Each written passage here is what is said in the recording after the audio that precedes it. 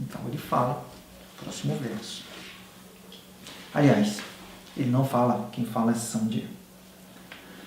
Então, Sanjaya Uvacha Evam Uktva Hrishikesham Evam Uktva Hrishikesham Udakeshav Param Tapa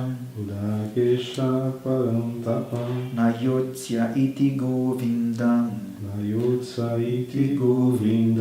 Uktva Tushnim Babhuvaha. Então, assim, Udakesha, esse é o 9. Então, assim, Udakesha é um outro nome de Arjuna, aquele que domina a escuridão, aquele que domina a ignorância. E Parantapa, que é outro nome de Arjuna, assim, que é o castigador do inimigo. Sanjaya falando para Dhritarashtra. Assim tendo falado, Udakesha, Arjuna, que é Parantapa, o castigador do inimigo, ele disse, aí o iti é aspa, quando está no final, ele disse, Nayotsya, Nayotsye, que é um futuro, primeira pessoa do singular. Então ele diz, não lutarei. Em função disso, que nada mais disso vai me preencher, não é minha vontade de lutar por essas coisas foi totalmente extinta, e a lamentação que eu tenho, o sofrimento que eu estou sentindo agora, não vai ser completado, não vai ser eliminado através dessas conquistas. Krishna, estou passando a bola para você. Você agora é meu mestre, agora você que vai ter que falar o que é aquilo que, sendo conhecido, vai me fazer dar um ponto final na minha busca, que não está ligado ao objeto, mas que está ligado ao próprio sujeito essencial. Então, não vou lutar. Então, assim, falando assim, falando isso para Govinda, tendo falado isso para Govinda, Krishna, Tushnim Babhuvaha, ele tornou-se silencioso. Parou de falar. Então ele passa a bola para Krishna. Arjuna ficou o capítulo 1 inteirinho falando, mandando Krishna, bota minha quadriga no meio, faz isso e aquilo. E aí viu lá, teve aquele susto, entrou com toda a argumentação ali, e aí ele viu, teve ali o insight, falou, isso aqui não vai me trazer aquilo que eu realmente estou procurando, que é uma coisa permanente, uma felicidade permanente. Todo mundo está procurando a felicidade permanente. Ninguém fala assim, eu quero uma felicidade, mas só até 2015. Depois de 2015, eu quero estar em outra busca de outra felicidade. Não, você procura a felicidade que nunca acaba, que é plena. Então Arjuna percebe, a felicidade que eu estou procurando não vai vir daqui. O que eu estou procurando é uma outra coisa, mas ainda não sei o que é. Então Krishna, Sharimão, ensine para mim. E aí, assim tendo falado, ele diz, Nayotsya, eu não vou lutar, Krishna. Eu não vou lutar enquanto esse sentimento dentro de mim permanece. E assim falado, ele, Tushnim Babhuvaha, ele se tornou silencioso. Parou, passou a bola. Krishna, então, vai falar. Esse momento que ele fala, não vou lutar, vocês lembram, né? Que no capítulo 1, verso 1, Dhritarashtra a Gita começou com Dhritarashtra falando. Dhritarashtra Vacha, Dharma Kshetre, Kuru Kshetre. E ele faz uma pergunta, fala, Kima Kurvata, Mamaka, Pandava, Shaiva. O que fazem os meus filhos e os filhos de Pandu no campo de batalha, no Dharma, no campo do Dharma, que é o campo do Kuru? O que eles estão fazendo ali?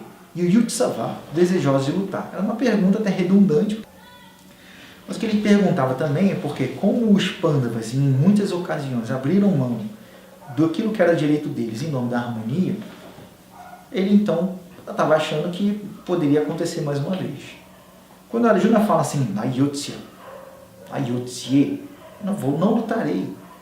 Você imagina que Dhritarashtra, lá no seu castelo, no seu palácio, devia estar ouvindo lá no trono, agora ele coloca a mão assim, ficou ainda mais interessado no que estava ouvindo. E deve ter começado a dar nele um sentimento de esperança em não ter que ouvir a narração dos seus filhos sendo mortos. Mas quem está falando para Arjuna é Krishna. E o próprio Sanjaya já tenta acabar com essa esperança de Dhritarashtra quando ele chama Arjuna de Gudakesha, como aquele que domina a escuridão, aquele que domina a ignorância. Quando ele chama Arjuna de Parantapa, que é aquele que castiga o inimigo, então ele diz: Tavovacha Hrishikesha Prahasanniva Bharata Senayorubayor Madhye Vishidatamidam Vacha. Então, Hrishikesha, né? Sanjaya ainda está narrando o que Krishna está falando. Então, ele falando para Dhritarashtra, ele disse, Hrishikesha disse, Krishna disse, Prasahaniva Bharata, ó Bharata, se referindo, ele se dirigindo a Dhritarashtra. Prasahaniva, Krishna disse, Prasahan Iva, como que rindo. Krishna vai dar um sorrisinho para Arjuna. Aí vários acharyas vão dar várias explicações para esse sorriso que Krishna dá. A gente pode dizer, os acharyas dizem, que Krishna riu para acabar de vez com qualquer vestígio de orgulho de Arjuna. Que Arjuna como um grande guerreiro, Arjuna ali como detentor de várias técnicas de guerra, poderia estar alicerçando seu ego em função de tudo aquilo que ele representava na época. Então, seria uma barreira para o ensinamento. O orgulho, a vaidade, são barreiras para o ensinamento. Eles vão filtrar. Dependendo de quem esteja falando para você o ensinamento, você vai qualificar, você vai rotular outra pessoa de tal maneira que a mensagem chegue até você, chegue deturpada, chegue limitada. Ah, não, mas aquele ali é só o meu primo. É só o meu primo. É meu primo que está falando, santo de casa não faz milagre. Então o Krishna dá uma risada, manifesta um sorriso, como que sorrindo, para tentar ver se acaba com qualquer vestígio de orgulho de Arjuna. Aí outros acharyas também vão falar, porque Krishna riu. Krishna riu porque ele ri como um pai que vê o seu filho assustado com um pesadelo que teve. Então o pai sabe que aquele pesadelo que a criança teve é uma condição totalmente falsa, que ela não tem legitimidade. Você vê a criança assustada e ela chora, ela treme, os olhos dela cheios de lágrimas ali, ela agarra você firme, quer dormir na sua cama, não quer mais dormir no quarto. O pai então compreende tudo aquilo que a criança está falando, tudo aquilo que a criança está passando. E ele sabe que aquilo não é uma condição real, que não leva o sentimento é real. Mas aquilo que leva àquele sentimento, aquilo não é real. Aquilo é falso, não é legítimo. Então o Krishna como que ri. Fala assim, é como uma pessoa que está confusa com relação a uma coisa que eu já domino, que eu já conheço. Então esse problema que você está tendo, eu já sei qual é a causa. Então fica tranquilo. Então ele como que ri para Arjuna. E Senayorubayor Madhye Vishidam Tamidam Vacha. E Krishna fala essas palavras a quem? A Vishidamidam. Vishidantam, aquele que estava lamentando. Quem estava lamentando? Arjuna. Aonde? Senayorubayor Madhye, no meio de ambos os exércitos. Tem um entendimento que a gente pode tirar daqui, é que Krishna para no meio dos dois exércitos. Que a gente pode entender que esse ensinamento ele é para todo mundo. Porque se Krishna fosse partidarista, exclusivamente, ele não eu sou Pandava, o resto ali não estou nem aí. Ele, o que ele faria? Ele pegava a quadriga, voltava e começava a ditar só do lado dos Pandavas. Mas não, ele permanece no meio dos dois exércitos, e que a gente pode depreender que esse ensinamento é para todos. Asuras e suras, tanto para pessoas que são devotas e não devotas.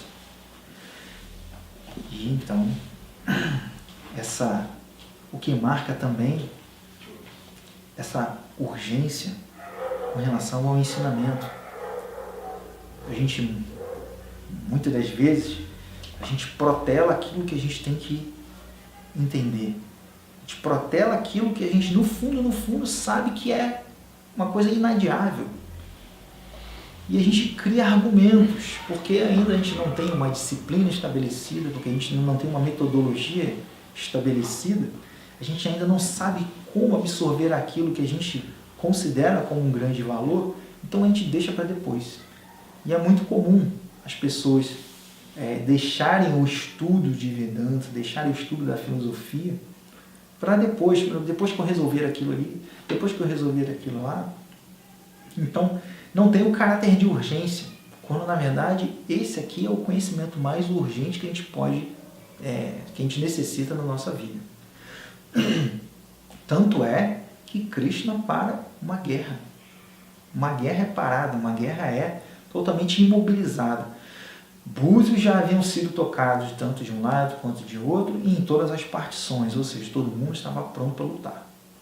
E quando Arjuna pede para colocar a quadriga no meio dos dois exércitos, foi no momento exato em que, do lado dos escuros, estavam sendo então levantadas as armas para começar o ataque. Então Arjuna do nada pede para colocar lá. Coloque a minha quadriga no meio dos dois exércitos.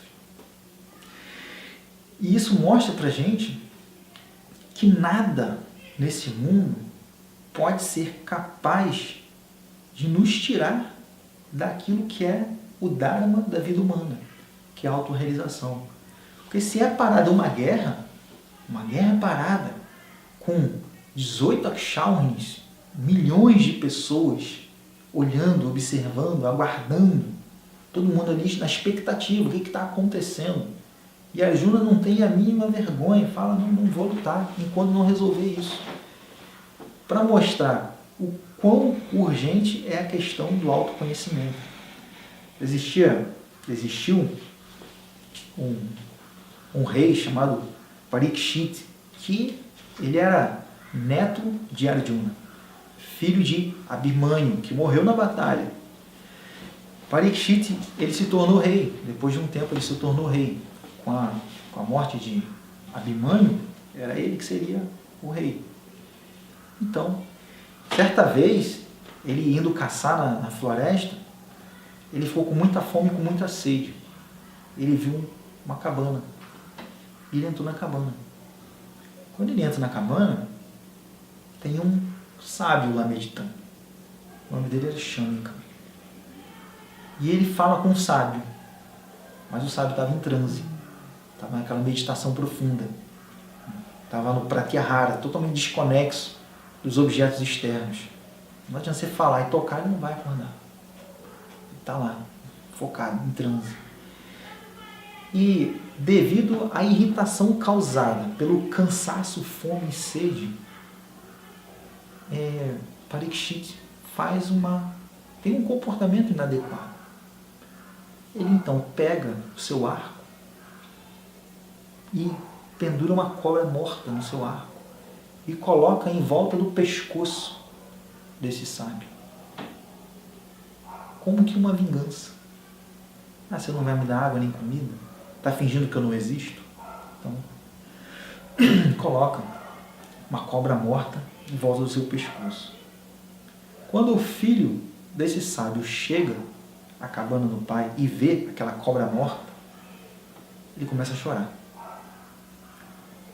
E aí, ele com muita raiva, quando soube que foi Parikshit Maharaj, o próprio rei que tinha feito aquilo, ele disse: quando é que esses governantes se acharam com o direito de entrar na casa dos seus donos, assim como cachorros? O cachorro não tem o direito de entrar na casa do rei, na casa do seu dono, nem de comer na mesa com ele. Então, quando foi que esses reis começaram a agir como cachorros? e lançou uma maldição sobre ele. Ele falou, em 7 dias, contando a partir de hoje, esse rei vai ser morto por uma cobra alada. Deus não dá asa à cobra, mas ele deu nessa. Deu para essa. Parikshit Maharaj chegando ao reino, já com a consciência no lugar, com a mente no lugar, percebeu o ato ruim que ele tinha feito. E ele disse, fez uma oração, pediu, eu queria que a reação disso viesse logo, para que eu pudesse pagar de uma vez e não cometer esse erro novamente. E veio até ele a notícia de que ele recebeu a maldição de que ele ia morrer em 7 dias. Em 7 dias de vida, pessoas normais, que estão detidas unicamente na primeira questão corriqueira, o que elas iam fazer? Vou vender minha casa, vou pegar o dinheiro, vou viajar, vou fazer um monte de coisa, e a se deter ainda nas coisas corriqueiras e temporárias. Mas uma pessoa que já tem a referência daquilo que é o eterno, ele diz, 7 dias de vida é a mesma coisa que eu faria durante meus 30 anos, se eu tivesse mais 30 anos de vida, é o que eu vou fazer agora com meus 7 dias de vida, que é me deter no conhecimento. Só que agora eu vou colocar a 5ª marcha. E vou de uma forma mais acelerada. O que ele faz? Ele renuncia ao reino e vai para a margem do Ganges, meditar. E aí, vários sábios vão até lá e acompanhar a sua meditação, a sua austeridade. E os sábios começam a falar sobre esse conhecimento com ele, sobre o conhecimento de Vedanta, conhecimento do eu, Bhagavat Jnana, Atma Jnana, conhecimento de Deus, conhecimento do Atma, do eu. Até que Shukadeva aparece no meio das pessoas, filho de Vyasadeva aparece. E ele então é escolhido para dar esse conhecimento, para ditar o conhecimento para Parikshit Maharaj em 7 dias. Uma das primeiras perguntas de Parikshit Maharaj foi qual é o bem último e absoluto para as pessoas dessa era, especialmente uma que está prestes a morrer. Então, é conhecimento espiritual. A gente pode achar, não, Parikshit Maharaj tinha uma urgência, ele ia morrer em 7 dias, mas a urgência dele é menor do que a nossa, porque ele sabe quando vai, e a gente não. A gente pode morrer amanhã, agora, Deus queira que não, espera gravar um vídeo. Mas, porque a gente não sabe quando vai, se torna ainda mais urgente, se torna ainda mais necessário. Aquilo que já era necessário, indispensável, se torna um caráter de urgência absoluta. A gente não pode achar que a nossa vida lá fora, nossa vida trabalhando numa empresa, nossa vida dentro de uma família, são empecilhos para essa outra vida espiritual. Porque vida espiritual é como se fosse um grande prédio. E dentro desse prédio, várias salas. Cada sala é uma esfera de atuação da sua vida. Então a vida espiritual é aquilo que comporta tudo. O que eu faço dentro da família. É como a vida espiritual, dentro do trabalho, é como eu me expresso profissionalmente. É como eu me expresso de uma forma familiar, como eu me expresso de uma forma como marido, como filho, como amigo, como uma pessoa que está integrando a sociedade e tudo aquilo que está relacionado a essa sociedade. Nada de que acontece na minha vida vai ser contraditório, nada vai ser antagônico à vida espiritual. Quem tem o olho do conhecimento, quem tem esse entendimento mais claro, esse claro pensar, sabe que tudo isso pode ser utilizado para esse propósito maior. Eu tenho metas, eu tenho conquistas a serem realizadas, mas tudo isso pode culminar, deve culminar para um propósito maior. Então, a urgência de se parar numa guerra, é uma guerra parada. Se uma guerra é parada, por que eu não posso, durante a minha noite ou o meu dia, ter 15 minutos de meditação ou de um estudo? Então, fica essa reflexão.